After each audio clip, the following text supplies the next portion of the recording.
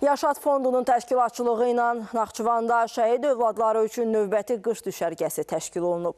36 iştirakçıya düşərgədə qış idman oyunları ilə tanış olmaq, yeni dostluqlar qurmaq üçün şərait yaradılıb. İştirakçılar Duzla Müalicə Mərkəzinə ekskursiya ediblər.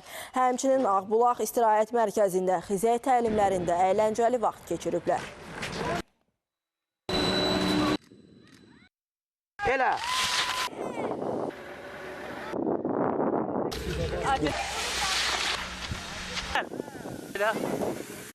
Bu eyni zamanda sosial bir layihədir. Onların yeni dostluqlarının qazanılmasına, dünya görüşünün inkişaf etməsində öz töhfəsini verir.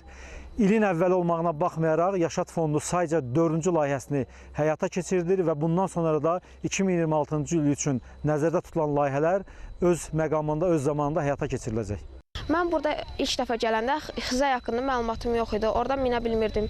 Soruşdum görən insanlar necə sürür. Artıq mən özümdə digərlər kimi rahat sürə bilirəm.